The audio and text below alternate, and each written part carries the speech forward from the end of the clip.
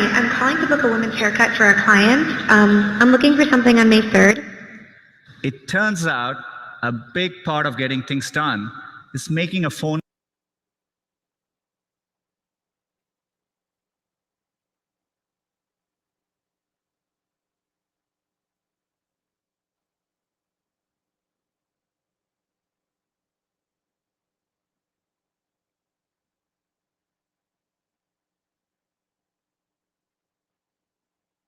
call. We think AI can help with this problem. Let's say you want to ask Google,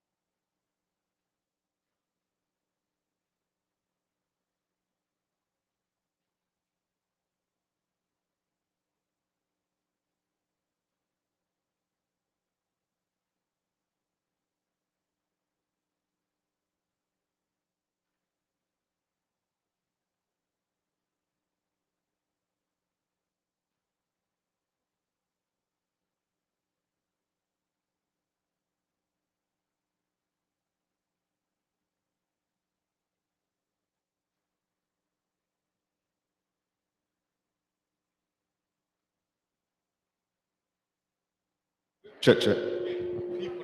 Check. Mic check, check. Check 1, 2. Check, check. Mic check.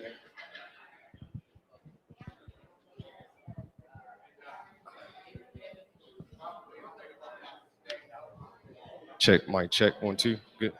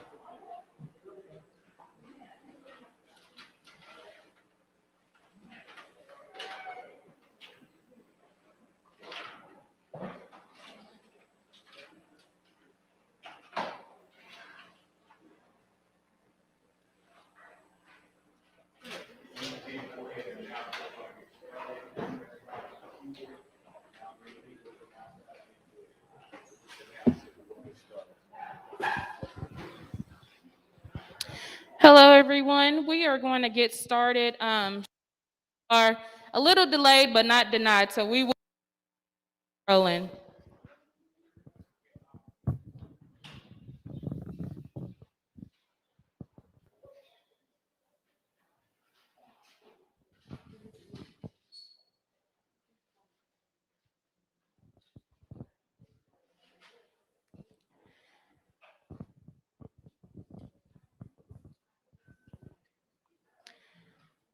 All right. Well, my name is Janicia C. I'm the Adult Services Manager at LCCC, and I want to welcome you all here to the 5th Annual Economic Mobility Summit.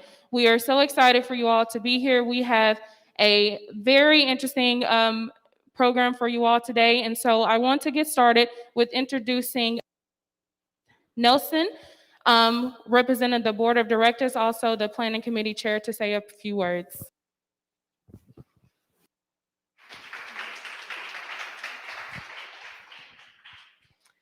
Welcome, everybody. And as Janicia said, I am Mary Chellis Nelson, and I'm on the board of directors for LCCC, and I'm on the planning committee for this 5th annual Economic Mobility Summit. And we just wanted to say welcome on behalf of the board and the planning committee.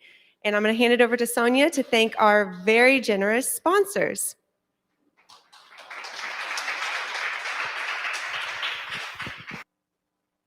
And thank you for being at our 5th annual Workforce. We appreciate each and every one of you here.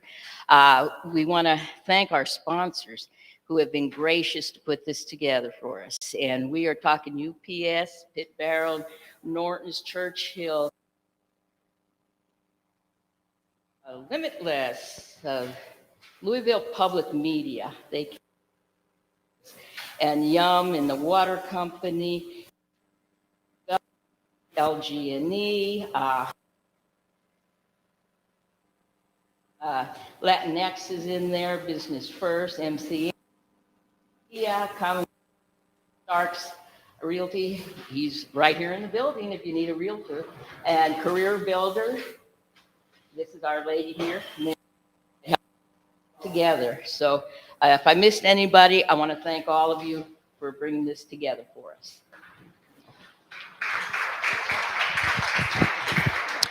Thank you, and thank you to Ms. Sonia and as well as Mayor Chellis for their hard work on this. At this time, I'd like to introduce Mr. Kevin E. Fields, the President and CEO of Louisville Central Community Centers.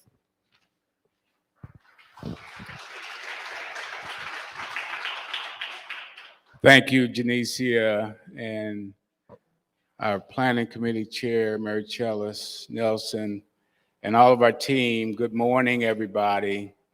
We're getting off to a rough start, but that means the rest of the day is smooth sailing. So we're just going to claim it just like that. I'm going to suggest that if you want to get the full gist of this presentation, that we come down and fill up the tables on this end, especially anybody else who comes in. If our ushers can make sure we fill in these tables over here. My name is Kevin Fields. I am the president and CEO of Louisville Central Community Center. I do want to join my team in welcoming you to our 5th annual Economic Mobility Summit.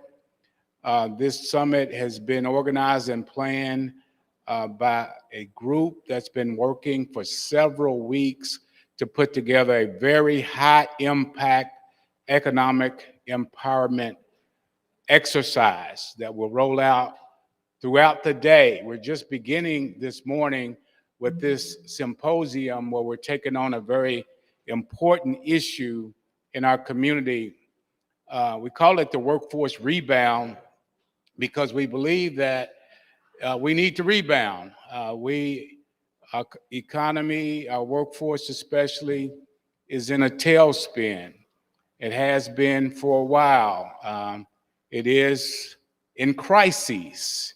Now, you didn't just hear me say the workforce is in crises. If you don't believe it, Google it, and you will find that our state of Kentucky has published a report by that very name, the workforce crisis in Kentucky.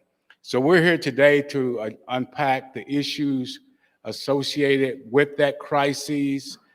We believe that if we can organize ourselves around some common ideas in terms of what needs to happen to address this issue. This is a solution summit, so we want to come to inform and engage, but also come away with some ideas that we can recommend as a path forward to address some of the issues that we're all grappling with. In organizing this program, as our team has mentioned, we've got a great presentation that's planned. So it's certainly my honor to invite to the podium and to introduce a gentleman who I'm proud to say is a friend, Dr. Nat Irvin II. Dr. Irvin, we know him, the author, the innovator, the futurist, the teacher, the composer, the former radio and television commentator. He serves as Assistant Dean of Thought Leadership and Civic Engagement at the Woodrow Wilson Strickler Hall. He is a professor of management practice at the University of Louisville. I was pleased to reach out to Dr. Irvin and ask him to come and kind of set the tone for this day of dialogue, because I remember when I first began to hear from him several years ago as a futurist. He was talking about what was coming, right? And as they say, sometimes the chickens roost.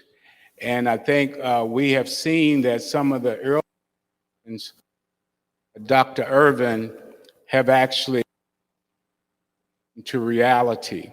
So I'm going to come up and set the tone for this day of dialogue. And we're going to just use this information to inspire us to really think critically about what we need to do. Workforce challenge. I'm going to ask our tech crew to be prepared with a second mic, because this one seems like the battery's getting weak.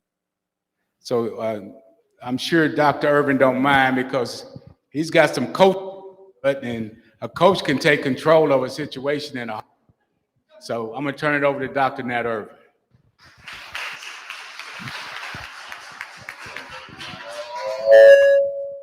Thank you. That's so good. Thank you, Kevin. We got two Kevins, right? There's a lot. There we go. Okay, good. Good morning, everybody. Man, that is a B-. Good morning. Kevin didn't tell you that I'm the son of a Baptist preacher, right? My father died in 2016, but at age 70, it means that I spent probably about 65 years in the church, all of my life, right? So we're going to need it this morning, because the technical thing that we had prepared for you is actually not working that well. It's all good though, because I'm asked to help provoke a little thought for you this morning as we think about the future. By the way, I am blind on my left side. It happened when I was a kid, age 4. I was swinging at a golf ball at my grandmother's house. I missed it. Bernier, is that right? Bernier. I missed it and instead had a piece of glass. And so ever since then, I've had to go and make sure that I look at the group on this side of me, because you'll think I can see you, but I can't. But here's the takeaway from that story, which has been a part of the way that I teach about the future, and that is, just because you have eyesight doesn't mean that you aren't blind. And being blind doesn't mean that you can't have insight into the future. And that's one of the things I'd like for you to take away as you think about these next 10 to 15 years, is you'll be looking right at the future, but you won't see it. And that's because of the way that we think about the future, the social, the political, the economic, the technological trends. They'll be right upon you, right in the midst of you, and you won't see them. Because we don't actually see the future with our eyes. It is with our minds. It is with our assumptions. And so as you think about your work today, I want to give you the takeaway. All right, I want to give you the takeaway now, because I only have 15 to 20 minutes, and I want to make sure you get this. And this is from this amazing Nobel-winning prize economist whose name is Thomas Schelling. And what he says, he died in 2016, but he wrote this in 2005, and it says this: no matter how heroic, no matter how much imagination you have, no matter how smart you are, you as a person cannot think or imagine of an outcome of which you had not thought of. So in other words, I can't think of an outcome. If I consider the possibilities, I can't think of something that I would not have thought of. That sounds tautologous, but what it really means is, Elizabeth, right? It means, Elizabeth, that the way you think about the future will be different than I will. When we think about outcomes, you'll be different. Say, for example, let's see, where's Renee? Renee, right? So I'm in classroom now. Sorry, I'm just, I'm being the professor now, right? Okay. So Renee, if I were to say to you in 1990, let's say 1998, and you're thinking about the internet, you're thinking about the web, what are some of the, could you conceive of, let's just say this, because, like I said, I'm 70, so, and you're much younger. Would you, in your lifetime, would you consider getting into a car with a stranger? You could say no. No. No, you wouldn't. Why wouldn't you do that? Stranger danger, right? Right. You would never do it. No, but You would never do that. well, But unless you've it was- already done it, though, right? yeah, taxi, Uber. Yeah, but taxi, it's not something, but you do with an Uber. Yeah, that's Yeah. right. And not only that, but would you have thought of that in 1995? You would not have thought of it in 1995. Would you have thought about, let's say, for example, well, you wouldn't have thought about that because you'd say, well, I would never put my child in a car with a stranger. But for some reason, you now do it. And so the question then would be, what is it that has changed when we think about the future that would make it possible for Renee to be able to put her child in a car with a perfect stranger? So the way we would get at that is, and this is the way I think, this is the major takeaway for the question for you, for each one of us. Ask this question: what happens when AI becomes cheap? When artificial intelligence becomes cheap? See, that's the fundamental question that we're dealing with when we think about the future of work, when we think about mobility. What is it that this new technology makes possible that previously was not possible? That is the sweet spot. And that'll keep you busy for a very long time. When you think about social, political, economic, and technological trends, pay attention to this new thing that's like, Lois, that's right, Lois, it is like electricity would have been. So let me tell you 3 quick stories. And you have to forgive me for enjoying being with an audience for a while, right? Because I have been teaching so long, I have to teach on these screens. I hate screens. I love the fact that I can get a chance to be with you. Oh, how would you have your name? Antoine, right? Good. So Antoine, I'm coming to you, right? Okay. So look, Antoine, think about this. If you like ice cream, your favorite flavor is vanilla, right? Yeah. No, man. Say vanilla for me. Yeah. Makes my story better. So let's imagine this. It is somewhere around 1800, 1810, and there's this crop growing in Mexico called vanilla, right? It's a pod. And the thing about this new development of vanilla, these pods, is that the world had never experienced anything quite like it before. Those of you who like ice cream, you know what I'm talking about. If you ever had good vanilla ice cream, if you can just imagine in the world, when the world is starting to understand the power of spices, and your name is Patty. So you like vanilla, right? Yes, of course you do, right? So, but the thing is, when people discover how much, what vanilla does, for example, apparently, it settles the stomach. It's good for sex, right? Everybody say amen to that, right? This is what people said. Anyway, there's a big demand for this pod, this Mexican production of vanilla. Thing is, it would only reproduce itself in Mexico. So there's a lot of trouble. How do you get it to Europe? So they spent a lot of time traveling, bringing the pods away from Mexico to Europe. And somebody decides they're going to try and take it from Paris to this one island, Madagascar, this place called Réunion, a French colony, to try to see if they can reproduce it there. Thing is, pollination is done by the bees. And the bees are sort of unpredictable, and they can't get any of them to grow really in Europe. Except there's this one little kid, he's 12 years old, His name is Edward. And he's, of course, you would know during this time, he's going to be a slave child, right? He's 12 years old. But Edward discovers how to get the vanilla pods to reproduce. He's 12. He figures this out. Eventually, what's going to happen is this crop is going to, within 40 years, is going to be worth $200 million crop. It's going to be the world's largest crop because this one kid figured out how to pollinate the plants. Now, the rest of the story is more complicated because you're going to find he's not given credit for it. There's going to be a rich, quote, scientist merchant in Paris is going to try to take credit for it. But there's a good ending, partially good ending to the story because there's going to be this one white guy who was his owner who's going to correct the record. So historically, he's going to be given credit for it, but there are some other parts of the story that don't work out so well. I have to tell you that. But why am I telling you that story? Because as you can think, first of all, what I did was I set you up by saying that the only way for this crop to work was because of the bees to pollinate the plant, right? All right, but then here comes this human being, and he figures out how to pollinate the plant. So what does that have to do with the future, except that now, if you go to Yuma, Arizona, if you go to various places within the Middle East, who do you think is doing the pollinating? First, it would be humans who would use technology to pollinate the trees, the dates. But now there are companies that use drones to pollinate the trees. So no more climbing of the trees. Now the human beings previously taking the role of the bees, now the drones take the role of the humans again.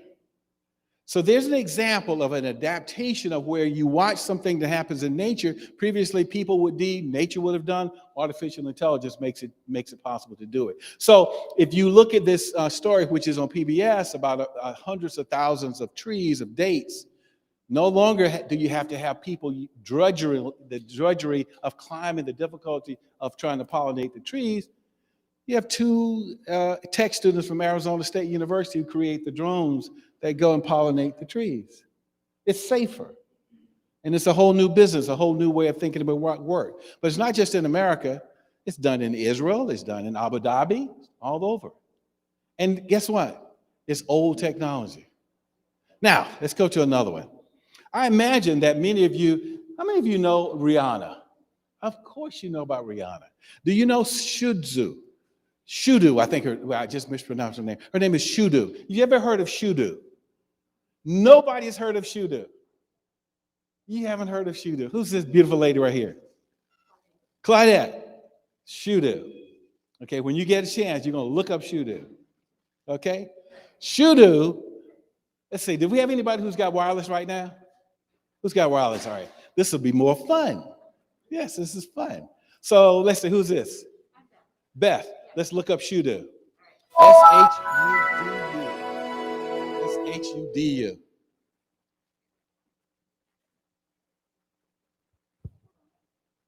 Do you see her? What does she look like? Patty, is that right? Yes. What does she look like? Beautiful. Can you show her? Can you show her face? Can anybody show her face? Look at her. See her? Shudu. You see Shudu? Okay, there she is right there. Beautiful, right? Remarkable. Can you see it? You see it, Elizabeth? Anybody else see it? You're on her Instagram, right? Right? She has amazing millions of followers. Only thing is, she's not real. She's not real. She's Shudogram. Yeah, she's Shudogram, this African model that's been created based on a real model. And so if you look at the modeling industry, you will see there's a convergence of real people being used, their bodies and images being modified to create an image on Instagram where you can have millions of followers. And who is the owner now? You can see what kind of work that is, what has happened there. Wealth created, not only digitally, but the original person now being used to create a whole different image. Now, the challenge is who owns that image, which is where the debate is, right? Which the debate is. Let me do one other one. I think you probably by now, everybody has heard Kibani Lane. Have you heard of this kid? His name is Kibani Lane. Now, everybody, of course, is familiar with TikTok. You familiar with TikTok? When you get a chance, go look up this little kid whose name is Kibani Lane. He lives in Italy, 21-year-old African, who now has 114 million followers. Now, the reason why, and this I would love to show you this story, is if you look up, how many of you know Charlie Chaplin? Everybody knows who Charlie Chaplin is. Well, what will be the next iteration of Charlie Chaplin? It turns out to be Kibani Lane. When you go and watch some of his videos, you'll see he's the kid who never says anything. He only does things with his hands. You've seen him right now. You've seen him. He's the kid who just does things with his hands, never says a word. Now he makes $200,000 a month. Never says a word. Never says a word. Let's say, for example, let's say you travel now to, let's go to Japan for a minute. Let's go to Japan. One of the new phenomena that's happened in Asia, and not just in Japan, but throughout, and you can see this in America too, is rent a person. Yeah, you rent a person. That's a new kind of work. So you need a person to go to the wedding with you, to stand in with you. So you rent a person. Yeah. You need a person to go to a game with you. You rent a person. You need somebody to go to a funeral and cry. So you rent a person. You are feeling lonely. So in America, you could rent a mom. We have a new category of work called wantologists. Wantologists. Wantologist. I love the way this brother is looking at me right now. And your name is? Garth? Isn't that just the craziest thing? What the hell do you need a wantologist? Yeah, help people figure out what they want. Yeah. And a nameologist. How about that, Chell? Is it, Chell. A nameologist to help you figure out how to name your child. Or an experienceologist. Now, all these things are possible because we have AI. Because we have the ability to be able to do things first of all, with strangers, to be able to do it and test whether or not the idea works, to create all kinds of different models. So when you think about the future now, and I hope I've given you just a little bit of an idea, you have to think about what is it that you haven't thought of, but you won't be able to think of it, but who might? Is it Antoine? Yeah, right? What Antoine might do. And that's the value of having a meeting like today, is having the exchange of ideas, right? Having sex with other people's minds. How you like that? Turns out that's exactly the way that evolution works and biology works, is having sex with other people's minds. Right? My idea, your idea creates new ideas, things that we've never seen before. You know, I know that right now, in terms of work, there's a lot of concern about what artificial intelligence does in terms of taking out, for example, if you look at some of the things that Google does, you look at some of the drive-through restaurants where you just talk to a person. It's a lot of concern, a lot of research that says 45% of all the jobs that we have now can be automated. Some of that's true. But that doesn't seem to fit with you as you think about, wait a minute, you saw the New York Times piece a couple of days ago about the number of people who are quitting. So we now have this pandemic, which is creating an existential crisis. And I would tell you the way to think about the pandemic, I have to wrap up here, is this. Think of it not as an event, as something that's going to be over. That's a mistake. Think of it as an era, E-R-A. This is with us for a very long time. Not just the medical aspects, Renee, okay? It's not just that. This is rearranging all aspects of our society. All aspects of our society. All aspects of our society. So there are several things that were already underway Now they become exacerbated or they are no longer important. Lots of things are changing, and we have just got to buckle in. Just buckle in. This is going to be a bumpy ride. I love the way that the president of the United Airlines said the other day, you know, because obviously they have a lot at stake. Travel is, there's a lot at stake about travel. Think about how many, well, you could just know there's a lot at stake there. How do you plan for this? So United Airlines, they planned 3 strategies how to manage the pandemic. Finally, the president said the other day, yes, I guess a couple of days ago, is they've given up on that. All 3 strategies, you know, the idea of scenarios. If we do this, then we'll do that. If we do that, we'll do this. If we do this, trying to predict the outcome of human behavior during the pandemic. We don't know. Okay, we don't know. Nat Irvin doesn't, we don't know. We're discovering this every day, and that's why it's so important for us to be together. Well, look, I've enjoyed being with you this morning. All I was asked to do was give a few minutes to help you think about this future. It's work that I love to do. And on behalf of the University of Louisville, I wish you all to have a great day today, and thank you so much for having invited me. Take care.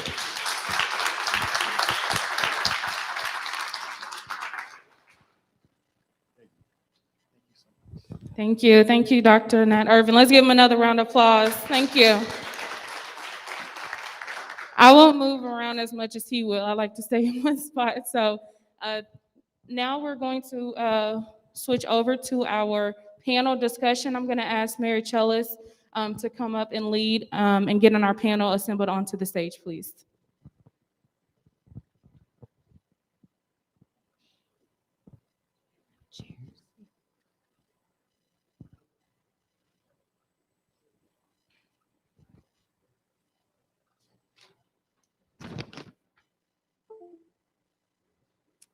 Hello, everybody. Thank you for being here today. And wow, that was really incredible. And now I'm like thinking about bees. So I would want to welcome our panel here. We have Kat Poole with Zeochem. If you want to come up and join us up here. We have Melissa Ryan with Louisville Forward. Claudette Collins with Humana. Is Charles all here yet? Charles, welcome, come on up. And we have Sean Adams. Is Sean here? Hi, Sean. All right. All right. Sean is the manager of diversity and recruitment and talent acquisition at Norton Healthcare. Kat is, like I said, with Zeochem. She's the human resources manager. Charles is a senior policy analyst in public affairs at the Kentucky Chamber of Commerce. Melissa is research and grants analyst at Louisville Forward. And Claudette is the data and reporting professional at Humana. So I want to kind of start and just talk about what's happening right now in our labor market. We have still a little bit higher of an unemployment rate from pre-pandemic levels. About close to 8 million people are unemployed, and even more job openings. You see now hiring signs everywhere. You hear from employers saying we can't hire, and you hear people attributing this to all kinds of things, whether that's the unemployment benefits, whether that's childcare, lack of access to childcare, or school schedules, or the virus itself, and people getting sick, or people having to quarantine, people scared for their health, and so there's a lot going on right now. But I kind of want to ask you all, how are you seeing this? And I'm wondering what does that look like to you all? Maybe I'll start with Melissa. If you can give us a little bit of a local, on-the-ground level of how you're seeing it through Louisville Forward and some of the data that you've seen.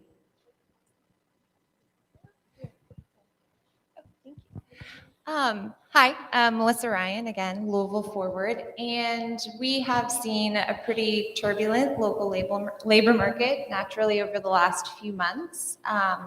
In Louisville, we are still shy about 24,000 jobs from pre-pandemic levels. Our labor force itself, which is both folks who are working and those who are not working but are seeking employment, is also still about 2% smaller than it was before the pandemic, and that's a little bit troubling given once folks leave the labor market, it's much harder to re-enter.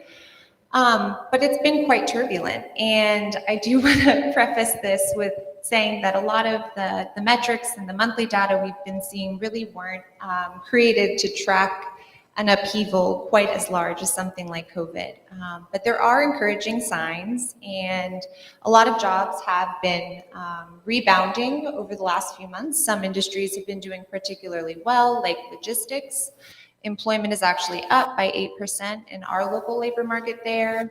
And then some industries like leisure and hospitality are still down. Leisure and hospitality, that's hotels, restaurants, forward-facing businesses, services essentially, is still down by 15% from before the pandemic struck. And so I do want to underscore that the recovery in general has been pretty uneven for workers who are earning low wages versus high wages, by industry, by gender, by race and ethnicity. So it's been quite a mixed bag. It's strong in some ways and still leaves a lot to be desired in others. And Charles, since you were the Kentucky Chamber, and Kevin mentioned the workforce crisis report that came out recently. Do you want to kind of talk a little bit about that and add on to what Melissa's talking about? Sure, happy to. Yeah, so the Kentucky Chamber recently released a new report. It's called 20 Years in the Making, Kentucky's Workforce Crisis. And the reason we titled it that way is we're talking a lot about the current labor force shortage, which I'll elaborate on here a little bit more in a minute. That's a very real thing. Data proves this out in a lot of different ways. We can talk about that. But one of the biggest issues, and particularly for Kentucky, is this is not a new problem. The idea of having a labor force shortage, for example, is not a new problem. In fact, what we did with this report is we went back all the way to about the year 2000 and looked at roughly 20 years worth of labor market data. And one of the things that we found is the rate at which Kentucky adults participate in the workforce has been a steady state of decline ever since the year 2000. And that's a national trend, but it's also a particularly bad trend in Kentucky because not only is our labor force participation rate declining, the gap between the labor force participation rate in Kentucky and the nation is about 4 points. So we're not only declining on our workforce, we're actually participating at a rate that is weaker than what you see throughout the entire nation. So that's a very, very troubling thing. In terms of what we're looking at more in the immediate, if you compare March of 2020 to where we are today in terms of the number of Kentuckians that are working, and that term is kind of specific. That means people who have jobs but are also seeking jobs. We're about 90,000 workers short of where we were before the pandemic started. That's a very large drop in the size of our workforce. Add a little bit more context to that. We actually got some brand new data that came out just this morning at about 10 a.m. Through the Bureau of Labor Statistics that tells us how many job openings there are per state. And this was kind of an exciting thing. We've never really had this at the state level, at least in an official capacity. Kentucky right now has 167,000 open jobs. In terms of the number of unemployed individuals, so these are individuals without jobs that are actively looking for work, about 86,000. That's an enormous gulf between the number of people that are looking for work and the number of jobs that are actually open. And I think nothing illustrates the extent of the tightness of our labor market than that. I'll say one other quick thing in terms of our report. We don't just spell out all this doom and gloom. We get into a lot of the root causes, a lot of the solutions that the chamber is recommending and working on, especially at the legislative level. If you want to read that, you can find it at kychamber.com. Thank you. And Kat, I see you nodding. Do you want to jump in and kind of share what you're seeing from an employer perspective? Yeah, it's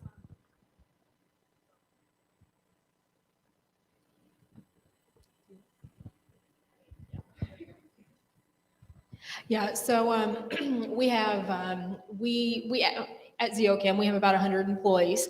And so we have increased our headcount through all of this. In the last 2 years, we've added on several positions. And so it's been difficult to actually fill those positions, reaching out, trying to recruit in different ways, things that we didn't have to do before, and doing our own on-site job fairs and stuff like that. Fortunately, we didn't have to take that route before, but so, you know, we're trying to do things differently and trying to tap into a market that we haven't necessarily had struggles with before. So it's new, it's different.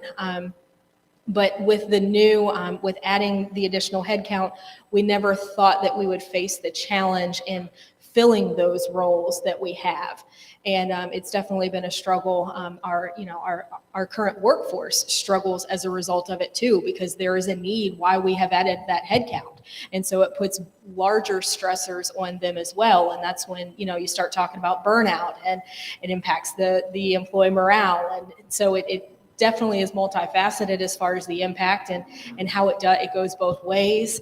And we just have to figure out how to kind of meet in the middle to be able to progress and hopefully bridge the gap for, you know, where we're struggling today on both sides. And Sean, how are you seeing this at Norton right now? Yes, that's a good question. You know, so for Norton Healthcare, we're one of the larger employers in the city of Louisville, third largest employer in the city. And it's, you know, all the things that you hear up here are things we're experiencing on a daily basis, but I guess we're helping to try to put in different strategies. So the role that I'm in as the manager for diversity recruitment is actually a new role at Norton Healthcare. It's only been in existence 6 months. It came into existence the day I walked into it at the end of April. And our focus is really trying to get out in the community, to have some of that community engagement, those community discussions, all those things to make folks aware of opportunities that we have within Norton Healthcare. And really, this role came about for us, looking at the things that have taken place within our community, within our nation, and globally over the last 18 months. We realized that there were probably places we haven't been in as best we should have been in, or areas that maybe we needed to be in more, or just some relationships that we haven't fully developed.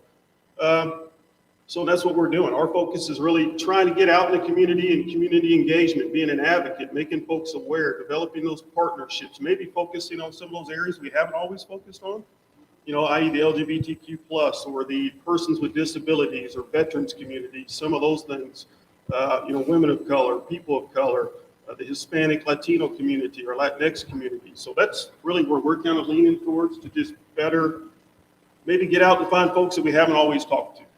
If that makes sense. Yeah, and that's really one of the things that we've been seeing at Career Builder is how crucial diversity, equity, and inclusion is in your hiring efforts. It's not just some initiative that you kind of have to plant people and try to do something good. It's really crucial to your company culture, hiring for the future. When we talk about all the people quitting, as Dr.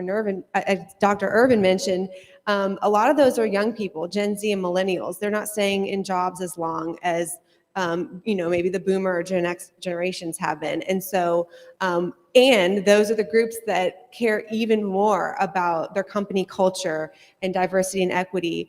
And that also relates to, you know, when we're talking about company culture, you know, you talked about burnout. That's something that a lot of people are considering when they're looking for a job. Do they have flex time? Can they work from home? What are the benefits that are going to help me navigate my home life and my work life? And I want to hear from you, Claudette. What are you seeing? Sorry, pass the mic. Just tell your story a little bit as a job seeker, as someone who, as a professional, has worked up through Humana, and also just a little bit about what your employer has done and what employers can do in this moment. As a job seeker, moving forward, I feel like more companies need to take on what they call the HBCU challenge. Humana has taken on a challenge where they're going into more HBCUs and trying to recruit African Americans and people of color. Okay, I think that is a great way to recruit top quality students of different backgrounds, from business backgrounds, science backgrounds, healthcare backgrounds and stuff. That's one way to recruit a diverse set of people. Of course, millennials are quick, that one-hit wonder, but I feel like if you have someone that looks like them, that comes in and explains that company and tell why they've been there for so long, you could recruit good quality candidates, and they were willing to stay there for an extended period of time. I went through a career change at 50 years old. Okay, I wanted a different career path. So I went back to school, did the data analyst thing, and Humana was actually assisted with me as part of this pilot as far as recruiting analysts without degrees. We went through like a rigorous 4-month program, and I ended up becoming a part of this program for Humana, recruiting African-American women, okay? And there was 20 of us. Of that 20, we had 5 strong African-American women to participate in this program, and we're all hired, okay? So you have to, like you said, reach out and do different things in order to recruit African-Americans, Latinos, Hispanics, people of color, in order to be a part of your corporation. I commend Humana for taking on that HBCU challenge because I hadn't heard of anyone else doing it, And so we have Simmons College, you've got Kentucky State, that's where I graduated from in Frankfurt. And I hope that other companies follow that and go into these schools and stuff and try to recruit, heavily for African Americans. Yeah, and I'll add to that, at Career Builder, that's one of the things that we're doing. Like I said, we have a new HBCU job platform that's related to our normal general job seeker platform that does help with recruiting these specific groups.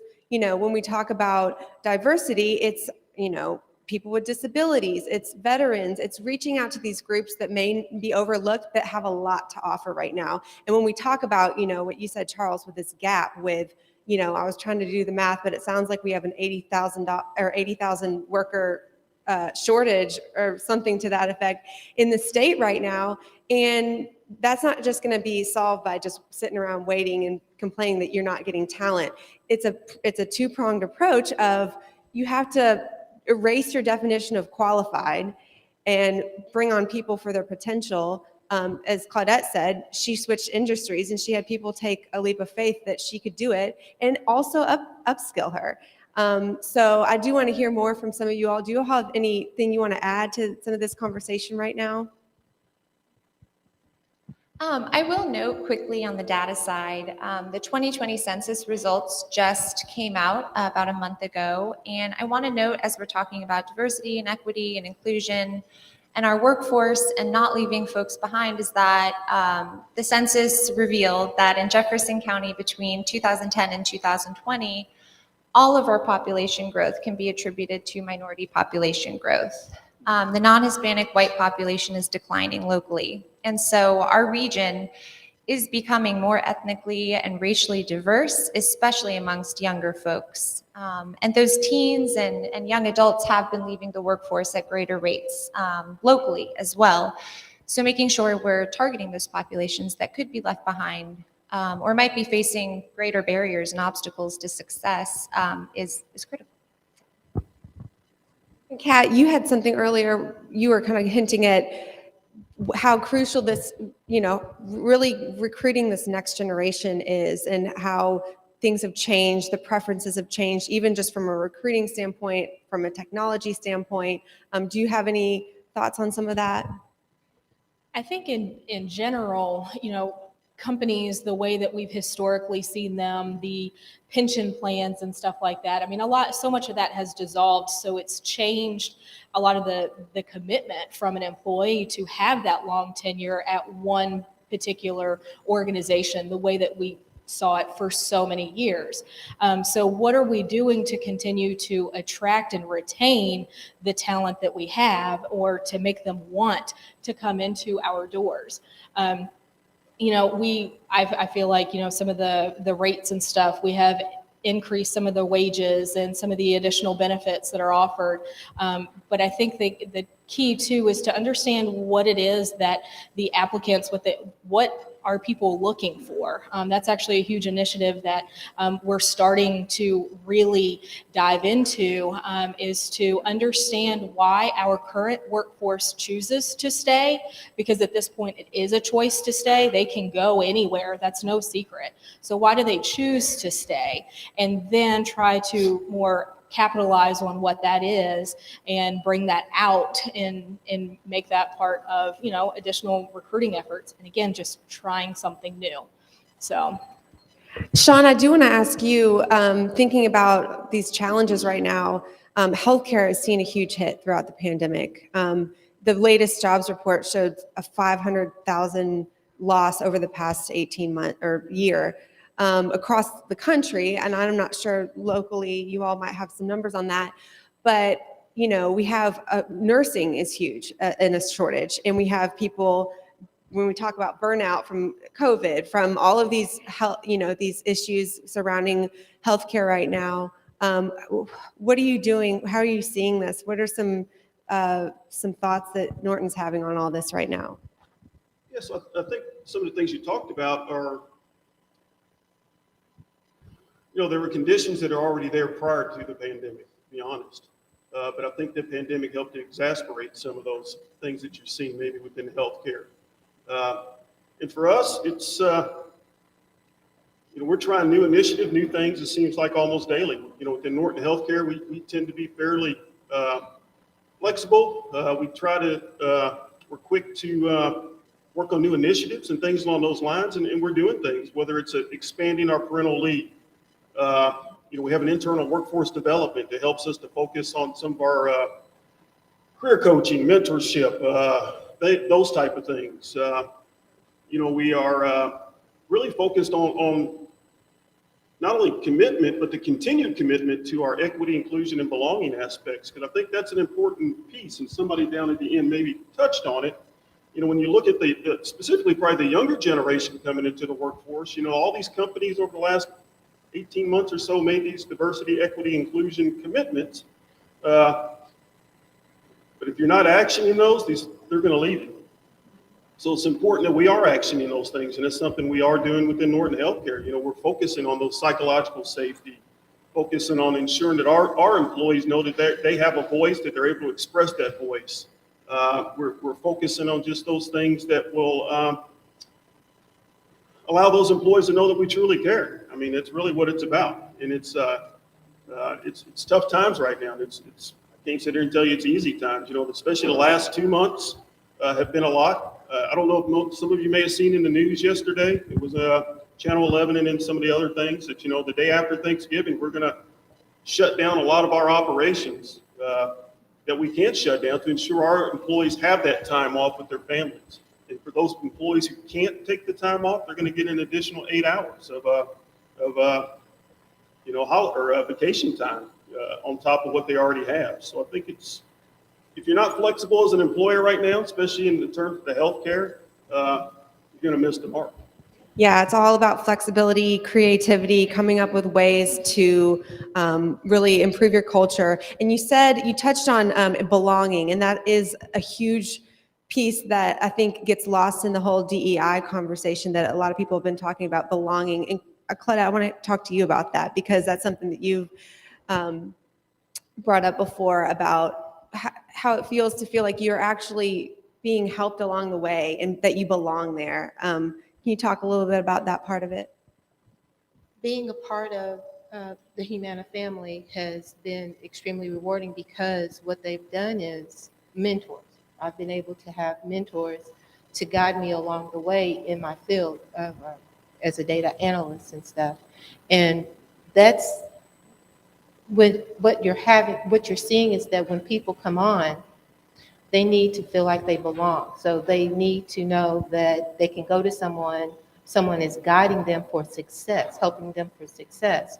I appreciate Humana, because Humana makes sure that I'm continuing learning, training and stuff, getting enough to training with different modules, learning different programs and stuff like that. And at the same time, like Norton, they're concerned about our health. They make sure that we take time to walk away from that computer because I work at home. So you're constantly looking at that computer, but they want to make sure, take a few minutes for yourself. They pop up exercise, something you can do in your seat, so that's making me feel like I belong, that they care about my health, that they care about my success. You've got all these different things for me to succeed, and that is very important for me. The flexibility as a mother, being able to work with me if something comes up, if I have to do something with my child, So that's what I was looking for as far as a company, that diversification, that belonging, that mentorship, women that support each other, because we have this major corporation and you have a lot of women. And so we do come together and outside of Humana and talk about how we feel and how we can support each other during this pandemic and stuff. And it's very important to a lot of us. And Kat, earlier you mentioned that you at ZeoChem are doing training on problem solving and leadership. Can you talk a little bit about sort of those soft skills and how crucial those are to workforce development? Yeah, so we have, especially over the last year, we have shifted our focus and we are spending more time on development plans and how we can help and grow and develop all of us, even if it's personally as well. Because it's not just bettering you as a professional, it also helps you as an individual. So between development plans, additional training programs, we have partnered with Jefferson Community and Technical College and their Workforce Solutions Group, and offering leadership training, problem solving, 5S, Lean, Six Sigma, all of these resources to continue to grow and develop our workforce and to show our support in their development too. It's been a huge initiative for us. I've got a problem solving event next week, and so it's something that's very real. Everyone's getting very excited about the shift. I think they feel that the company is putting back into them, and that's meaningful as an employee. That's great. Melissa or Charles, do you all have anything more from that perspective that you want to add to any of this conversation? Sure. I just want to talk about women in the workplace too, if I can, really quickly, and share just a little bit more data at the local level. I'm sure you all have been reading, as Claudette mentioned, about women supporting women in the workplace, that women have been leaving the labor force in much higher numbers than men, and mothers in particular, and that is true at the local level throughout the pandemic. And as we've seen with other issues during the pandemic, it's only exacerbated problems that had already existed. So childcare has been an issue. And in a recent survey, I believe that Kentucky and Works sponsored, childcare was the #1 reason cited for why people aren't returning to work, or prime working age individuals, so between 25 and 54, aren't going back to work. Care responsibilities overall, like having COVID, or caring for an elder or a child, or caring for someone else who has COVID, disproportionately are taken up by women. And that, again, was the case before the pandemic. And it's only worsened. So there is this huge gulf now between women who have left the workforce during COVID due to these problems that had already existed, and men who have largely regained a lot of the labor force participation they might have lost beforehand. So initiatives to sponsor women in the workplace, offering childcare, or working on solutions to provide childcare and acknowledge those barriers to success, particularly for women who before this had made huge gains in employment and in the labor force, will set them up for better success. Just to add a couple of things that I think those are really strong points. One of the big sort of labor market data stories of the past 50 years, really more than that, about 60, 70 years, has been this sort of large decline in the rate of men who participate in the workforce. Ever since about the 1950s, it's been steadily declining. Whereas if you look at this on a chart and you looked at the percentage of women that participate in the workforce, that has been steadily increasing since the 1950s. And that's one of the things that, without the rise of women participating in the workforce, the overall national workforce participation rate would be in an absolute free fall. So women have really picked up that slack.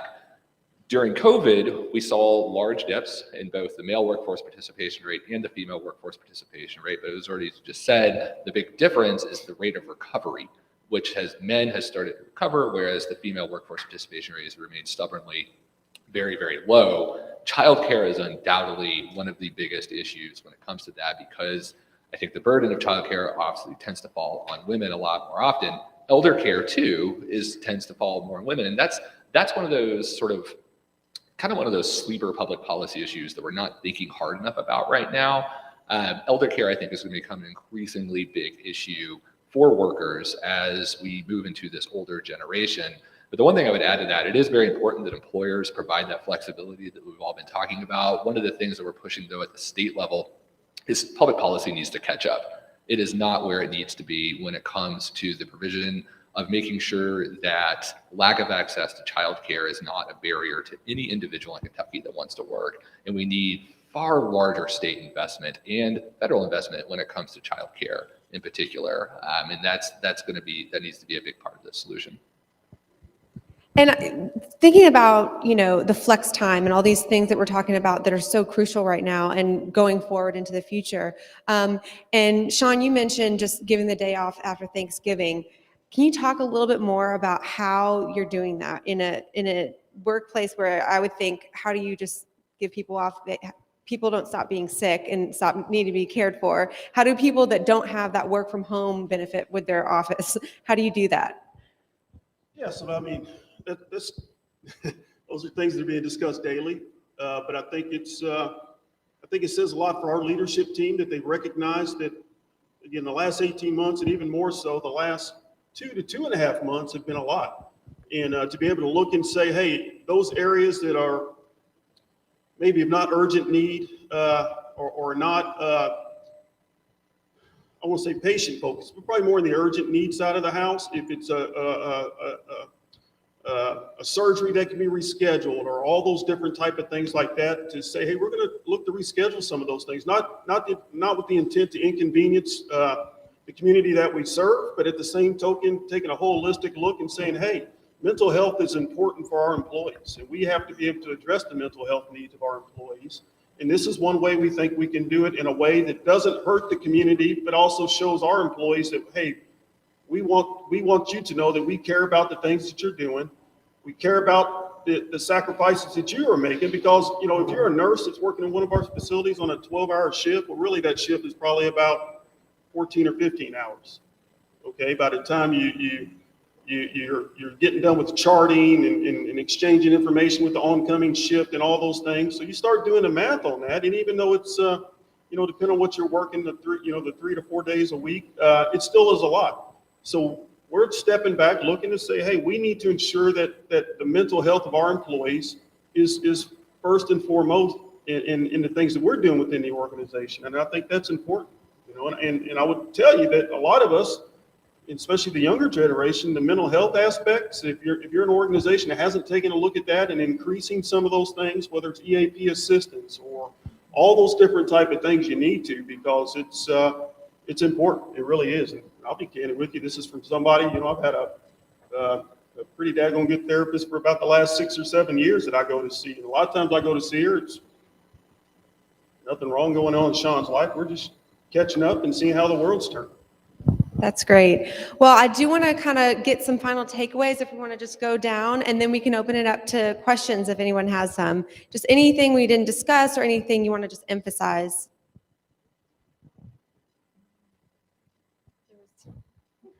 The one piece that I would like to just bring awareness to, and I don't have the answer for it today, but as someone in the manufacturing sector, while we can definitely support some of the flexibility and more of our administrative type roles, it's very difficult to manage the flexibility on a 24/7 manufacturing side. These machines, we can't just flip a switch and have them go off, and it's part of a process and stuff. So that's something that we're trying to just look at to see how we can reevaluate ourselves. We understand where flexibility, needs to come into play, but there's also just how the business operates too, that we can't just change all of that. So, it's twofold in many different ways, and it's trying to find that balance. So we're always looking and trying to understand ideas and suggestions from others as well. So that's kind of our stance today. It's something you said just made me think, and I apologize for jumping in, but the aspects of leader engagement is probably more important now than it's ever been. And those leaders have to be leaders. Okay, they're, in my world, in my mind, this is just Sean thinking, leaders lead people, you manage tasks, projects, and actions. And I think sometimes people get that confused. And if anything, the things that we're seeing today show that empathetic leadership in the workforce is important today as it's ever been. And I think no matter what workforce you're, no matter what industry you're in, if you don't bring that to work every day, you're going to miss the mark and you're going to lose people. I probably emphasize again, as we heard this morning, this isn't so much a single event or a moment as it is an ongoing kind of catastrophic seismic change that we're seeing happening in our economy, in our society. And the New York Times put the labor shortage pretty well, which we haven't talked about too much, but we have talked about the gaps between employment and staffing, what people need versus what employers are able to provide, and what policy might be able to affect and fill in the gaps. But a la the labor shortage, someone reported that this isn't so much a classic labor shortage as we understand it, so much as it is a shortage of workers willing to accept the working conditions that have long been required in our economy. And so this is a good thing. Workers are hopefully able to have a bit more power and agency. And I think we've seen a sea change of the way we think about work, and it's just going to continue evolving. So, and thank you. My takeaway is that I hope that more companies, major corporations, really consider going into the HBCUs for recruitment of people of color, and not just say, we're diverse, not just say, okay, I got this one person, we're diverse. No, you go into that HBCU and you really recruit candidates and you make sure that they have the necessary skills and tools to succeed in your corporation. Don't just leave them, let them be left behind, because they are part of your company. They represent you, whether they're there or whether they're out in the community. You want them to succeed. And that's one thing I really appreciate Humana for, because they're wanting me to succeed. So they're giving me these tools to succeed, to be the best that I can become. I'd say just two quick things, and I'll try to be fast here. We've talked a lot about flexibility and increases in wages and various things that employers are doing to attract and retain talent. One thing we need to keep in mind is the capacity of certain industries to go as far as we need them to go is frankly just going to be limited. So I think if you look at some of your leisure and hospitality type of businesses, there's going to be limits on that. And so we need to keep an eye on that. I think that's one of the reasons why you've seen that industry in particular struggle so much in this current labor market conditions. Second thing I would say is we can't lose sight of the bigger systemic challenges that form the foundation of our labor market shortage right now. We can offer all the flexibility in the world, offer all sorts of different wages. But if there is literally not a place within, say, a 20-mile radius where you can take a child while you go to work, you're probably not going to work. If you have a felony on your record, certain employers are simply either not going to hire you or not be able to hire you. Similarly, if there is a job that you're interested in that's 20 miles away, but you have no physical way to get there, flexibility and wages aren't really going to matter all that much, at least not at the start. And so we have to address those bigger systemic root causes of our workforce shortage if we're ever going to get a handle on this problem. All right. Unless there's anything else, I'm going to open it up to questions, and I'm going to have Sonia bring the mic if anyone has anything. Great.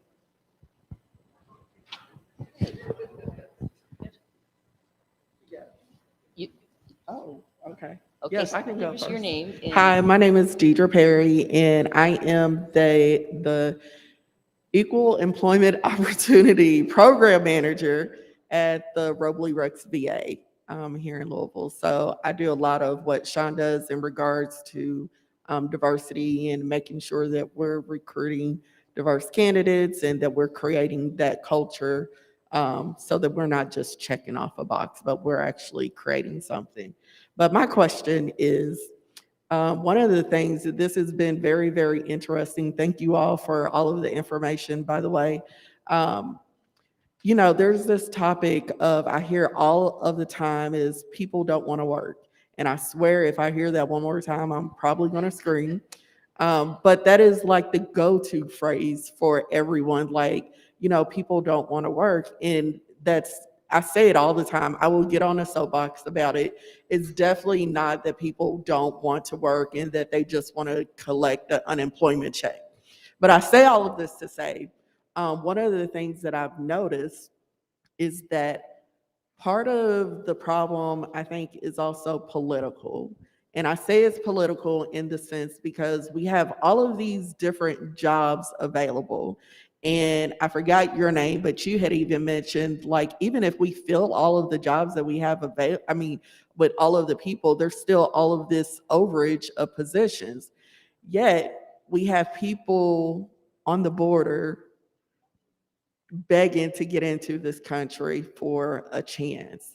So I also say that to say, because I think that there's another aspect of it. I'm not going to, again, get on my soapbox, but as we're thinking outside of the box, is there any way, or have you all ever thought about, like, well, as companies, what is it that we can do? Because we have people who are willing to work. They're just not, again, a lot of them aren't even citizens of the country.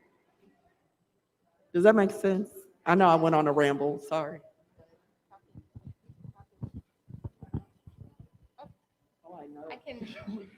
I know at least from the refugee perspective, many of those folks are coming in and are eligible for work visas and work permits, regardless of whether or not they are citizens yet or naturalized.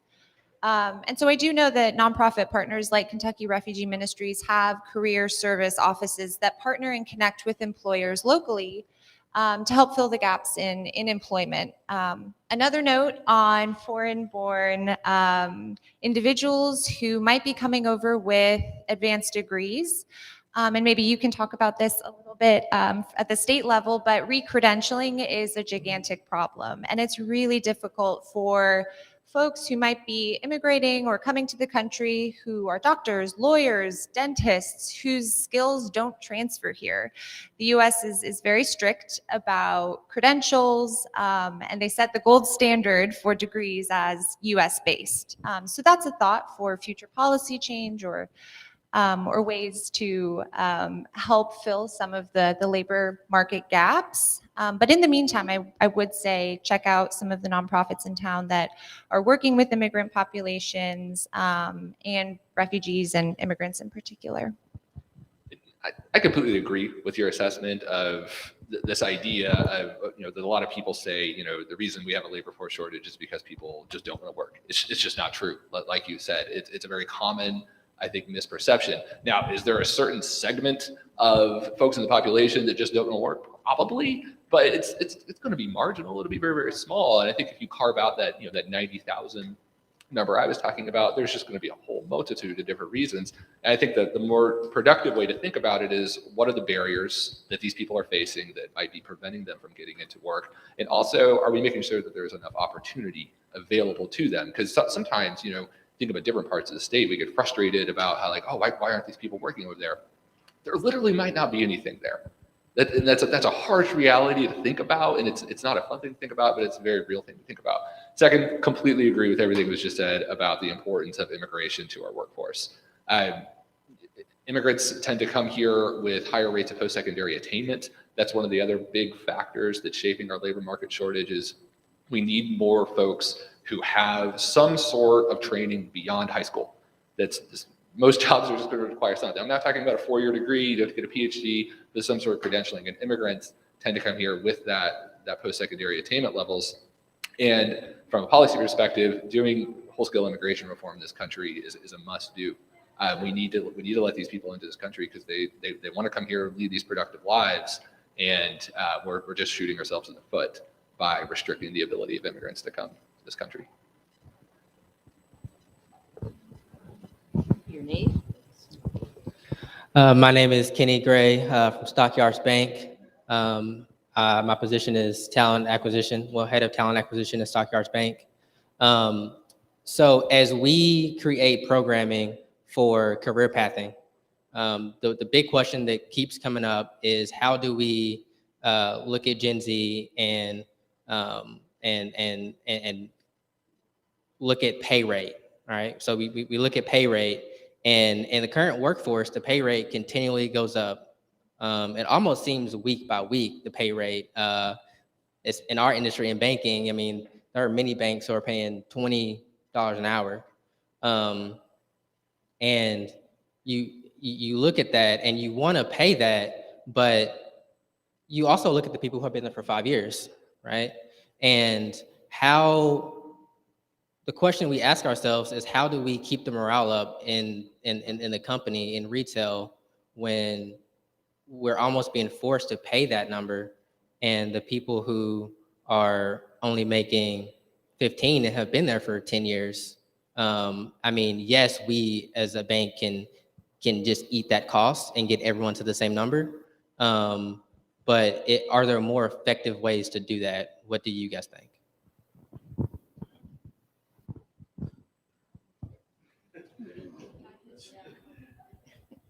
So we have faced similar struggles with that when you're handling the compression issues with salaries and shifts, when you're starting to, you're bringing in at a higher wage and dealing with the compression with the more tenured workforce. And that's something that, we have worked to try to find that balance for. I don't know that we have the perfect idea or the perfect solution, but trying to be fair and equitable, especially for that skilled talent. And in our case, sometimes people who have been with the company 20 plus years. And so it's hard, to express to, that the wages are going up, and we're trying to find that balance and doing the incremental changes and stuff like that. And that's the only, at least, at my organization, that's the only way we have been able to successfully do it. On the other side of it is I have spoken with individuals, and they have even said, I don't care how much you bring in these people at, just give me a coworker that is willing to work with me. And so that was actually pretty shocking for me to hear personally, because, I feel like as someone who's been with the company for, 25 years, that you should be proud of what you've worked through. But at the end of the day, even some of those people are just give me someone who wants to be here and work with me. And if that's what you have to pay them, I don't care. Let's work through this and welcome a new workforce. So I was really surprised at some of the feedback that I've received from some of my employees where that wasn't as big of an issue as I thought. While I still, have my own, kind of, I guess, dilemma with it myself, just from the equitable standpoint. It may not be as bad or as severe as what you could think. So that's just to kind of weigh the other side. Hello, my name is Patty Whiter, and I'm an organizational development psychologist. So the discussion about everything y'all have been talking about gets me really excited. But talking particularly about burnout and workforce retention. So how do we keep the people we have for longer? We're probably not going to keep them forever, but how do we keep them longer so that we save the money of having to retrain and turn over? And we can pay people more, we can have the flexibility, but, a lot of evidence around burnout has to do with things like job control and aligning with your values and how are we managing the workload, but also that sense of belonging and community you have at work. And so all of these different aspects, I feel that go into, do I feel like a valued member of this team at work? Does my boss understand the purpose of my role and make me, just saying thank you for the work you've done, not necessarily thank you for going above and beyond, but thank you for doing your job. So I'm wondering, you talk about like surprises that come up from getting feedback from employees. I'm wondering if you all have had any like innovative ways that might even be simple, but to help especially these mid-level managers understand the power of small things to help retain their employees by helping them feel valued. And, if you're doing any training with managers or ways to help, with those people skills that people think, oh, I don't need the soft skills. But I'm like, we can do so much just by treating people better and helping them to, really feel like they're valued where they're at. Well, I know that for us, a couple of days ago, we actually did a team build because people were feeling overwhelmed, tired and stuff. And we did a team build where it was a breakout room. Okay, you know how breakout rooms, you could physically go there. They actually did it online. So you had 40-something people that 2 different departments, but what we did was I was in a group where somebody I never knew. Okay, so that team build is like I'm relying on him to help me get out of the room and stuff. And at first I was like, but the more we worked together and stuff, it helped. Because we even had our leaders in there, and it was like they were seeing a different side of us, on that 30-minute trying to break out or so. And it allowed us to show them what we can do as a team. So things like that, them seeing a different perspective of their coworkers and stuff, helped a lot of us. And then we also had like a breakout session where we literally had like a powwow. What was bothering us? How can they help us be better? It was like we were just letting them know how we felt about our job, our department and stuff like that. And that actually made everyone that sigh of relief, that lift off that shoulder, because everyone's having to work from home. It made us feel better. It made me feel better. And that response was that helped us for 2 days. We had to be together for like 5 hours doing different things. And it made a difference for all of us because we all looked at our leaders different, They talk more about having an open line of communication more. We let them know, hey, you all are not accessible to us. We need to be able to get to you all. And once we had that conversation, that soft conversation with them, we're getting emails now, hey, if you all need us, let us know, And it made a difference. It really did. So.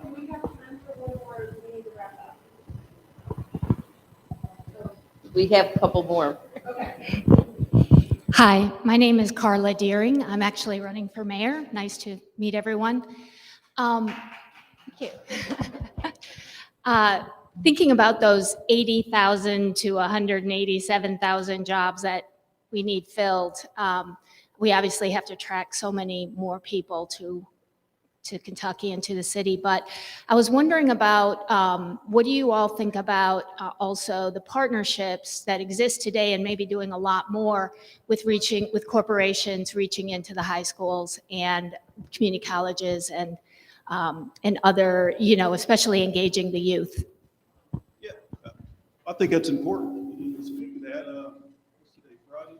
So Wednesday, I spent the entire day at J-Town High School. I was there speaking to the entire freshman academy about what we look for as an employer in both skills and experience for new hires. What makes a successful employee within an organization, just all those different things, and then being able to talk about I'm going to tell you how long, my work experience. And I think it's important, and I think it's a mark that maybe some organizations are missing because we're not spending that time at those high schools helping to educate, helping to provide some of those skills and abilities and just knowledge that they need. And I know we often hear that word soft skills, but I've gotten away from using that word soft skills. To me, those are essential skills. Those are things they have to bring to work every day, and just making sure they understand it. And So if you're not in those high schools, I think you need to be there. I think you need to be talking to those kids. The same thing with the technical schools. You know, I mean, JCTC, you know, somebody mentioned the workforce solutions. I mean, I talk to Nikki Cobb quite often about things that are tele-sellers on the technical side. And it's, if you're not in them, I mean, you're missing a mark. You really are. And I would add one quick thing to that. You know, one of the way we do workforce development programming in Kentucky is I wouldn't say we're shooting in the dark, but we don't do the best job of identifying here's what exactly employers need, and here's also what their projected needs might be 10 years down the road. One of the things we've done at the Chamber is we started a new program called Talent Pipeline Management, where we have various industry collaboratives that get together and they help communicate to state decision makers, here's what we think some of the needs are going to be within our industries within these individual regions. And so that when it comes to how we structure our workforce development programming and planning, we're speaking to the on-the-ground needs of what employers are saying, here's what I need right now, here's what we think we're going to need 10 years down the road, and we're trying to improve that even more to more industries and see how far down the road we can think so that we have very data-based decision making when it comes to workforce development programming. Okay, I'm going to have one or two people here, and I'll be right over there, and then they want to break for lunch. So everybody stay for lunch, and we can still talk. So just a curiosity question maybe, and tribute to Dr. Irvin's futurism. I'm curious to know, in your access to corporate boardrooms, I'm Judy Schroeder, I'm a resident in the West End, One West Board. Is there any conversation about what policies, public policies, might look like that resembles some of what we regard as the most radical economic investments? You know, what I appreciate that you said we've lost so much workforce as people look at the loss of retirement policies and that kind of thing. What would a minimum basic income do as a groundwork underneath the wages you can pay all the way up the scale? You know, we're talking about universal childcare, the relief to corporate line items in healthcare, if there were universal healthcare. You know, is there that conversation going on?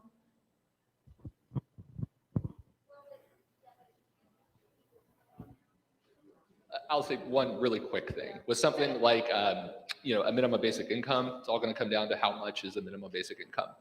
Numbers like that are really, really going to matter in terms of what we could anticipate in terms of the effect on, you know, labor force participation. So it really comes down to like the details on that thing. And you can say that about similar policies. I mean, most public policies, there's trade-offs with anything you want to do, even with something, you know, like universal pre-K. That can have some kind of certain types of impacts on, say, the pre-existing childcare market, for example, that need to be thought through. So I mean, a lot of that stuff just kind of comes in on the details.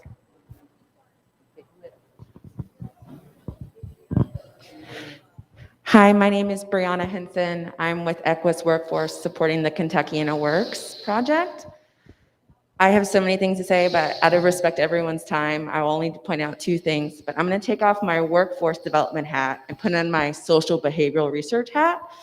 And there's two things that I want to say that's missing from this conversation. And the first one is the talk about the structural and systemic barriers that people of color and other marginalized groups, veterans, LGBTQ, disabled population, that our society has created. So not just the lack of finding childcare. Why is that these groups of people have lower employment rates and retention rates and all of the other things, so health disparities, than other groups of people? One thing. The second thing is, when looking at data, something that I'm seeing is missing across the board when I'm doing my DEI research is that there's a lack of EEO1 data, and in particular, when this data is published, it's not granular in nature and does not talk about trend reporting. So while it is great that we are collecting data on the number of Black individuals who obtain employment, what would be more helpful for researchers and people who are employers, employees, is to look at the number of female Black people who are in C-level positions. Let's break it down to really get to see where the disparity is. That's something that I'm seeing is missing across the board. So I just wanted to make that comment and encourage us all to think about that moving forward. Thanks.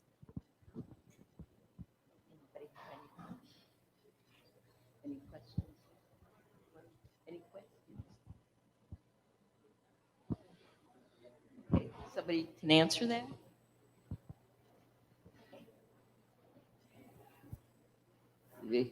Yeah, thank you. And agreed. Well, I have one. No, I have two. My granddaughter was paying $1,600 a month for childcare. She had to fight tooth and nail to get a raise. It still wasn't enough. She worked 60 hours a week. How are we handling something like that from corporations? How do we handle that? Do we offer them more, to help pay their child a nursery, or what? Is anybody, really looking at that besides the government? I think, yeah, again, it's going to be a policy issue where it could be most effective or a hybrid approach. But again, childcare has been an ongoing problem. I think from 2013 to 2019, 45% of childcare centers closed in Kentucky. So there was a lack before. And childcare centers are having issues with staffing as well. Employees are concerned about their own safety. It's not affordable. And there just isn't enough of it. So I'm not sure what the perfect solution would be. I don't know if there are other ideas, but I think policy would be a big one. I don't think all of these changes can happen at the individual employer level. These are systemic, ongoing, long-standing inequities in access to transportation and childcare and equal opportunity. One thing I would say is in Kentucky, we have a subsidy program for childcare. It's called the Child Care Assistance Program. It's a great program. We've made a lot of improvements to it over the years. To qualify for it, you need to be about 160% of the federal poverty level. Not a whole lot of people qualify that. So for example, I think you said it was your daughter. She might qualify for that. And so a lot of people don't have access to those subsidies. One thing that the state needs to do is expand access to our CCAP program so that a lot of people that are private payers right now can have access to that. Here's the big issue, though. I think when it comes down to childcare, this statement might not be very well received, but that amount of money, that's a ton of money to have to pay for childcare. It's probably not quite enough, though. And what I mean by that is, if you look at the actual wages for childcare workers, they are dramatically low. They're competing with Chick-fil-A in terms of wages. And so, what your daughter is paying is a tremendous amount of money.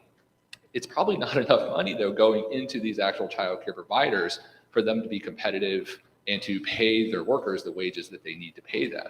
And so that's a whole other compounding problem that we have to figure out, which is compensation for childcare workers, because it's low, it's very, very low. But even when it's very low, childcare is still incredibly expensive. And so it's an enormous problem. It is a problem. As an LCCC board member and as a mom, I will just add on to that. Just several weeks ago, LCCC hosted a fabulous panel discussion, town hall actually, on this topic. And we keep saying childcare, it's child development. That's the way we should be thinking of it because it's so crucial to this public policy conversation, which is a whole nother conversation. But I do want to just say thank you to everyone. Thank you for everyone for being here and for your thoughtful questions. And I want to just go ahead and send you all to eat some lunch and enjoy the rest of the afternoon. Okay, thank you.